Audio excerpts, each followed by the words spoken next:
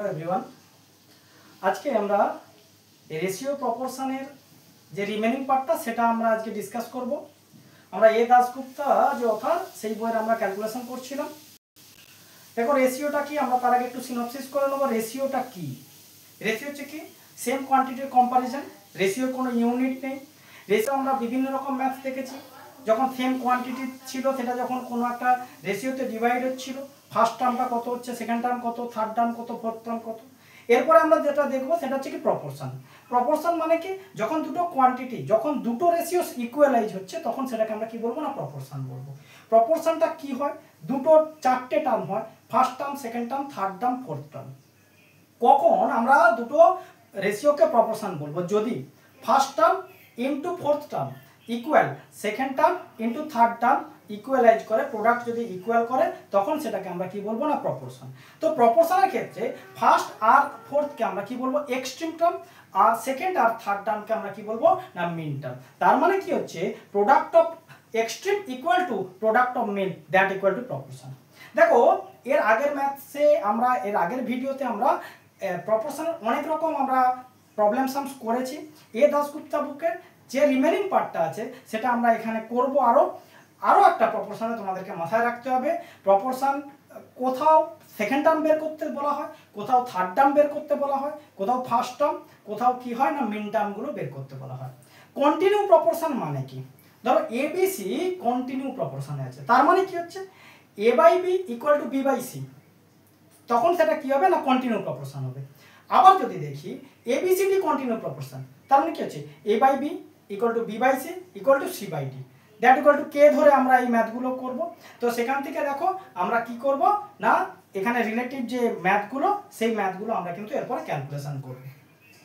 এবারে দেখো আমরা প্রপোর্শনটা যে ম্যাথগুলো বেসিক্যালি হয়, ধরো 2:3 প্রপোর্শন এক্স দেওয়া থাকলো বা বলে দিল find the value of the third term বা find the value of the fourth term, এগুলো কিন্তু তোমাকে দেখো এখানে ম্যাথটাতে যেটা আছে সেটা হচ্ছে কি আছে দেখো না, find the quantity to which 40 minutes bears to the same ratio as ₹3.60 bears to the ₹5.40। তাহলে আমি লিখে দেবো কি let the quantity be x according to question 40 is to x equal to 3.60 is to 5.40, কারণ প্রপোর্শনাল হিসেবে আমরা এটা লিখতে পারবো। তাহলে 40/x ইকুয়াল টু 3.60 বাই 5.40। এক্সের ভ্যালু আমরা ক্যালকুলেট করবো x into 3.60 equal to 40 into 5.40। x equal to 3.60 ওদিকে আমরা পাঠাবো বাই 3.60, 0 0 ক্যান্সেল করলাম। ডেসিমাল পার্ট একটা আছে, এখানেও একটা আছে, তো ক্যান্সেল করে দিলাম আমরা। 3 দিয়ে আমরা ক্যান্সেলিং করবো, 3 1 3, 3 to the 6, 3 18, 6 to the 12, 6 to the 18, 2 20. So x equal to 20 into 3 60. Therefore answer equal to 60 minutes. এর পরের কোশ্চেন দেখো কি বলে দেওয়া আছে, 3.9 kg bears the same ratio to the certain quantity as 13 liters bears to the 6 liters, find the quantity। 3.9 kg bears the same ratio, তাহলে let the quantity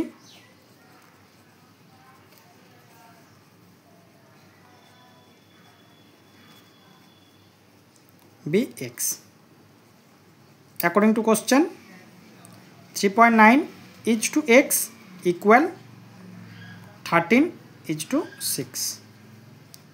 according to question 3.9 by x equal 13 by 6, 13 into x equal 3.9 into 6, x equal 3.9 into 6 by 13। আমরা point 13 1 13 13 3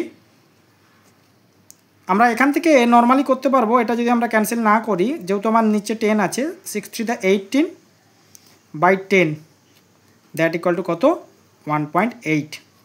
answer কত হবে 1.8 KG. এরপরে দেখো question number 5-এ কী বলা আছে, আর the following quantities in the continue proportion. দেখো কন্টিনিউ প্রপোর্শনের ক্ষেত্রে আমরা এর আগেই আমরা বলেছি যে a by b equal to b by c. তাহলে দেখো আমরা এটা লিখতে পারবো কি 5/25 ইকুয়াল, যদি 25/125 আমরা লিখতে পারি, মাল্টিপ্লাই করবো 25 × 25 দ্যাট ইকুয়াল টু কত 625, আর কত 5 × 125 দ্যাট ইকুয়াল টু কত না 625। So it is continue proportion।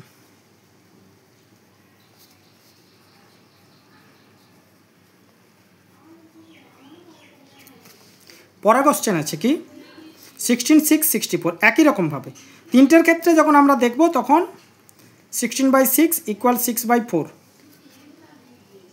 তাহলে কী হবে 16 × 4 ইকুয়াল টু 6 × 6।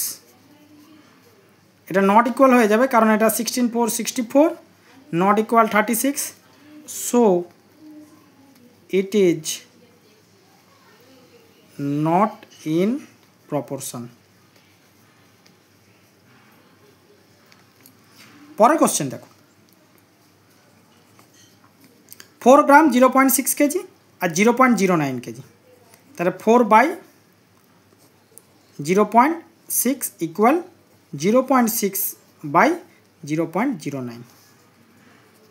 তাহলে 4 × 0.09, যদি এটা প্রোডাক্ট করি আমরা 0.6 × 0.6, এটা আমার প্রোডাক্ট করলে কী হবে না 9 4 36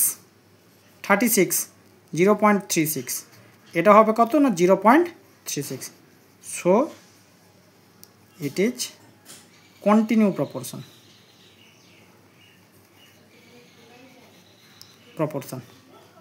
এর পরের ভিডিওতে আমরা পরের পার্টগুলো আমরা ক্যালকুলেশন করব। যদি তোমাদের ভিডিও ভালো লাগে তোমরা লাইক ও সাবস্ক্রাইব করবে।